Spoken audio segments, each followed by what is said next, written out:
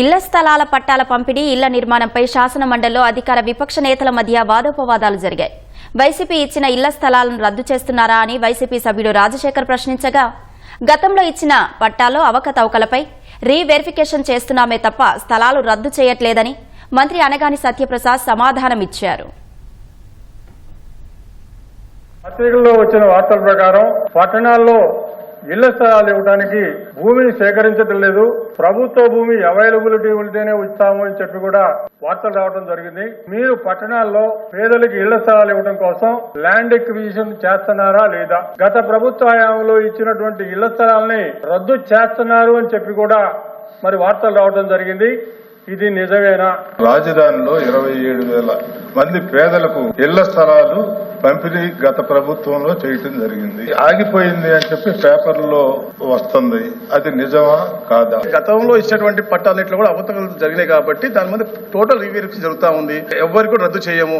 ఎవరైతే తీసుకోలేదు, ఎక్కడైతే ల్యాండ్ ఎక్సెస్ మిగిలిపోయింది, ఎందుకంటే అన్ని కూడా ఎక్కడో శ్మశాన వాటికి పక్కన లేకపోతే మన డంపింగ్ యార్డ్ పక్కన ఇచ్చారు కాబట్టి గతంలో ఎవరు కూడా వెళ్ళట్లేదు అధ్యక్ష. అయినప్పటికీ కూడా ఎక్కడైతే నివాస యోగ్యత ఉన్నాయో ఎవరైతే రాలేదో తప్పకుండా వాళ్ళకు కూడా 3 సెంట్లు ఇచ్చే దిశగా, వాళ్ళు ఇచ్చిన 1 సెంట్ కాదు అధ్యక్ష, కాబట్టి 3 ప్లాట్లు కలిపి 1 సెంట్ ఇచ్చే దిశగా గౌరవ ముఖ్యమంత్రి గారు ప్రణాళికలు పోతానో తప్పకుండా ప్రతి ఒక్క పేదవాడుకు ఇళ్ల సెంట్ ఇచ్చే, ఇల్లు పట్టా ఇచ్చే బాధ్యత, ఇల్లు కట్టించే బాధ్యత కూడా ఈ ప్రభుత్వం తీసుకుంటాం అధ్యక్ష. అమరావతి వచ్చే అధ్యక్ష, అది కోర్ట్ సబ్సిడీస్ తప్పకుండా అది కూడా సాల్వ్ చేసి పేదవాళ్ళకి ఎక్కడైతే అర్హత ఉందో, ఏ ప్రాంతానికి చెందిన వాళ్ళు ఉన్నారో వాళ్ళు తప్పకుండా ఇల్లు ఎక్కడ కట్టించే బాధ్యత ఈ ప్రభుత్వం తీసుకుంటాం అధ్యక్ష. 2014-19 ఎన్టీఆర్ గృహ నిర్మాణం కింద రాష్ట్ర ప్రభుత్వం టోటల్ గా ఖర్చు పెట్టి ఇల్లు కట్టారు అధ్యక్ష.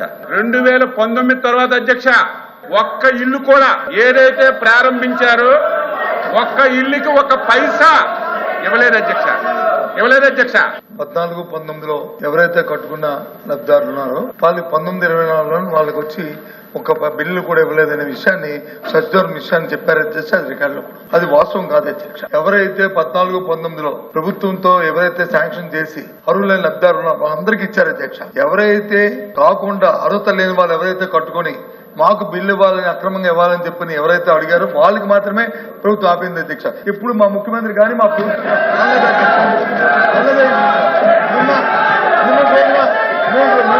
సాక్షాత్తు రాజ్యాంగ పదవి ఉండి ముఖ్యమంత్రి గారు మాటలు తీసుకుంటే సిగ్గుపడాలి అధ్యక్ష. నిన్న ముఖ్యమంత్రి గారు పార్టీ వాళ్ళకి చెయ్యొద్దన్నారని చెప్పి ఏదో రాంగ్ ఇంప్రెషన్ పెట్టారు.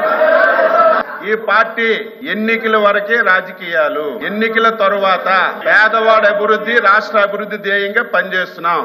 మీరు కూడా లాస్ట్ 5 ఇయర్స్ అధ్యక్ష ఏం చేశారు ఒకసారి సీనియర్ మంత్రిగా బొత్స సత్యబాబు గారు ఒకసారి తెలుసుకోవాలి.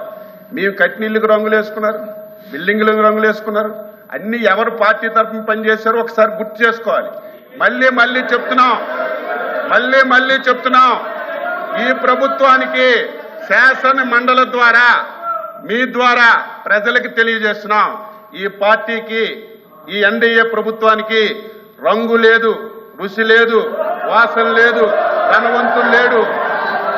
ఈ పార్టీకి, ఈ ప్రభుత్వానికి క్రైటీరియా అధ్యక్ష, క్రైటీరియా పేదవాడే క్రైటీరియా,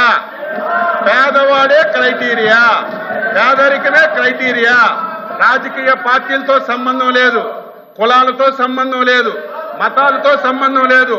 అర్హత కలిగిన ప్రతి ఒక్కరికి అన్ని పథకాలు ఇస్తాం.